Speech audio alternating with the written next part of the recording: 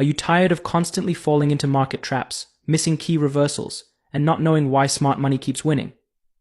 What if I told you there's a strategy that could turn those failed trades into winning opportunities? Today, I'm going to unveil the powerful secret behind the breaker block, one of the most underrated strategies used by professionals to maximize their profits. And here's the best part, it's simpler than you think. We'll dive into how to identify winning breaker blocks in the market, the psychology behind breaker blocks and why they form, order blocks versus breaker blocks, what you need to know, spotting liquidity sweeps before they happen, understanding market structure shifts like a pro, how to consistently find high-quality breaker block setups that lead to massive profits. If you're ready to finally stop guessing and start trading with confidence, then stay tuned. This is the game-changing strategy you've been waiting for. A breaker block is essentially a failed order block that is typically found after a liquidity sweep or a market structure shift. When the price fails to respect an order block that was expected to hold, that level turns into what we call a breaker block. But before we get too deep into breaker blocks, let's first take a step back and talk about order blocks. This will help set a foundation and make it easier to understand how and why breaker blocks form. Order blocks are critical zones in the market where large institutional traders, also known as smart money, place their buy or sell orders. These zones represent significant supply and demand levels that have already been rejected by the market, making them highly relevant for future price action. When the price returns to an order block, there's a strong chance that the market will react again, offering potential trading opportunities. However, not every supply or demand zone qualifies as an order block. Knowing how to distinguish valid order blocks from others is essential for improving your trading strategy. So what defines a valid order block? When institutional traders or large players enter the market with significant positions, they leave behind footprints in price movement. These areas are what we refer to as order blocks. But for an area to be classified as a valid order block, certain criteria need to be met, making it more reliable for future trades. Let's go over the key conditions that define a valid order block. Inefficiency. A valid order block often reflects an inefficient price move, where the market quickly moves in one direction, leaving behind a clear price imbalance. This usually happens because large institutional orders push the market sharply, creating gaps or unfilled areas in the price action. This imbalance signals that smart money is involved, and the market will likely return to that area to rebalance the price.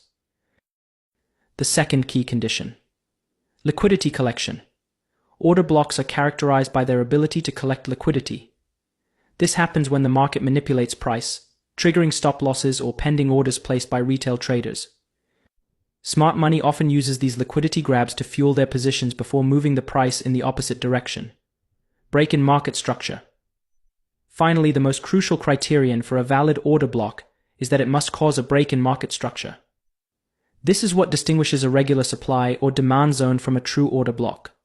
In a bullish market, when the price breaks above a significant previous high, the area where the price originated becomes an important demand zone, known as a bullish order block. Conversely, in a bearish market, when the price breaks below a key low, the area of supply that caused this breakdown becomes a bearish order block.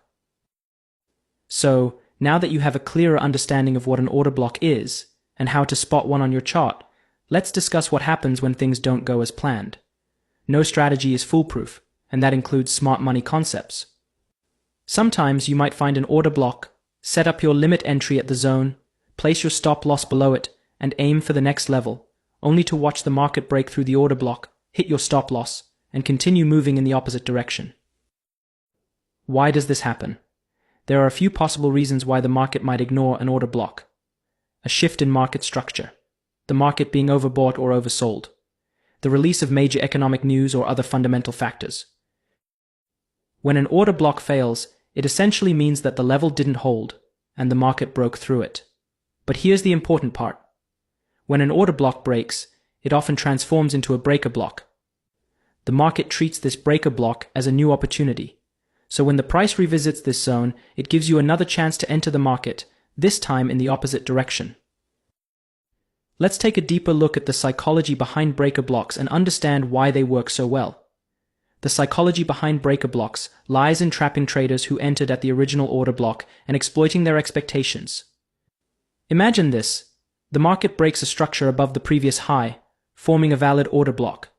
This offers traders an opportunity to go long, believing that the price will respect the demand zone. However, if the market shifts and breaks below the most recent low, the directional bias changes to bearish.